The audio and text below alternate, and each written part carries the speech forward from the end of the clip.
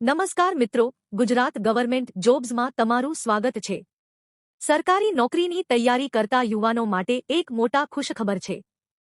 જૂનાગઢ મહાનગરપાલિકામાં ફાયરમેન અને અન્ય પોસ્ટ માટે કુલ 120 જગ્યાઓ પર કાયમી સરકારી ભરતી જાહેર થઈ છે। જો તમે 10 પાસ, 12 પાસ કે ફાયર સેફટીનો કોર્સ કર્યો છે તો 20 જુલાઈ 2026 સુધી અરજી કરી શકશો। તો ચાલો આ શાનદાર ભરતીની સંપૂર્ણ માહિતી વિગતવાર જોઈએ।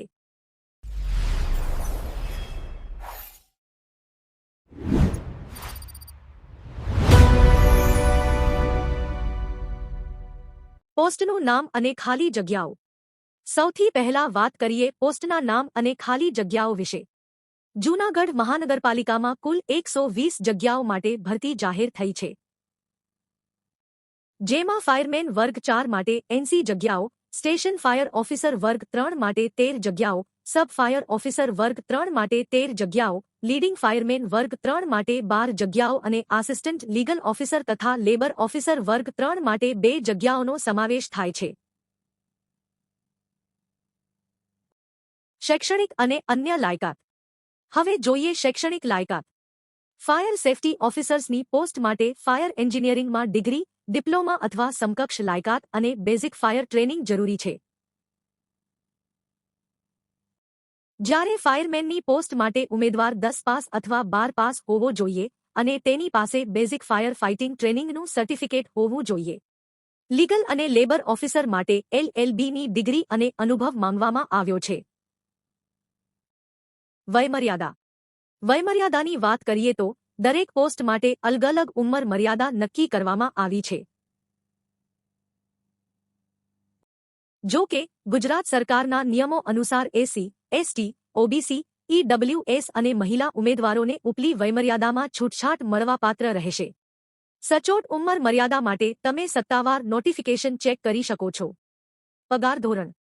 પગાર ધોરણ વિશે વાત કરીએ તો લેખમાં હાલ ચોક્કસ પગાર દર્શાવવામાં આવ્યો નથી, પરંતુ આ સરકારી ભરતી હોવાથી ગુજરાત સરકારના વર્ગ 3 અને વર્ગ 4ના ધારાધોરણો મુજબ શરૂઆતમાં 5 વર્ષ માટે ફિક્સ પગાર અને ત્યારબાદ પૂરો પગાર મળવાપાત્ર થશે।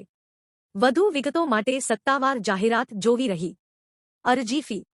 અરજી ફીની વાત કરીએ તો ઉમેદવારોએ પોતાની કેટેગરી મુજબ અરજી ફી માત્ર ઓનલાઈન માધ્યમથી જ જમા કરાવવાની રહેશે।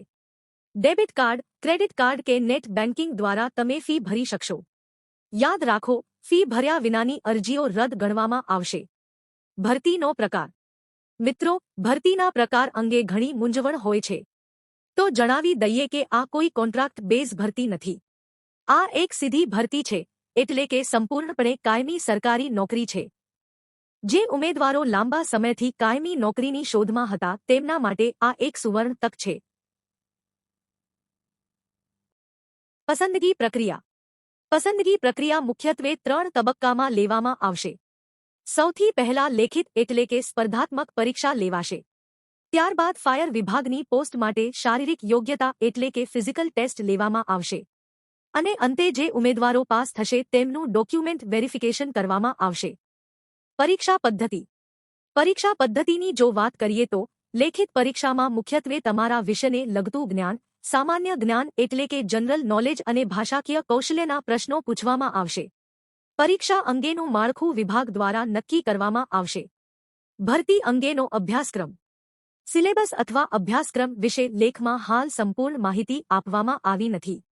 વિભાગ દ્વારા ટૂંક સમયમાં જ વિગતવાર અભ્યાસક્રમ સત્તાવાર પોર્ટલ પર જાહેર કરવામાં આવશે। નવો સિલેબસ આવતા જ અમે તમને વિડિયો મારફતે જાણ કરીશું। ભરતી માટેની મહત્વની તારીખો। હવે ખાસ નોંધી લો મહત્વની તારીખો। આ ભરતી માટે ઓનલાઈન અરજી પ્રક્રિયા 30-20 મે 1926થી શરૂ થઈ ગઈ છે અને અરજી કરવાની છેલ્લી તારીખ 20 જુલાઈ 2026 રાખવામાં આવી છે।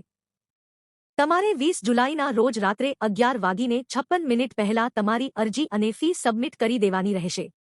કેવી રીતે અરજી કરવી, ઓનલાઈન કે ઓફલાઈન? છેલ્લે, અરજી કેવી રીતે કરવી? આ ભરતી માટે માત્ર ઓનલાઈન અરજી જ સ્વીકારવામાં આવશે। કોઈ પણ ઉમેદવારે કુરિયર, પોસ્ટ કે રૂબરૂ અરજી મોકલવાની નથી। અરજી કરવા માટે તમારે જૂનાગઢ મહાનગરપાલિકાની સત્તાવાર વેબસાઇટ પર જઈને ઓનલાઈન ફોર્મ ભરવાનું રહેશે।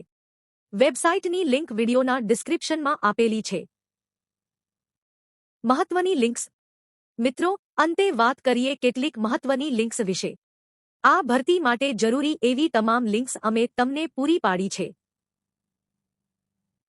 જેમાં પહેલી, ભરતીની સત્તાવાર જાહેરાતની પીડીએફ ડાઉનલોડ કરવાની લિંક. બીજી, ઓનલાઈન અરજી કરવા માટેની ડાયરેક્ટ લિંક.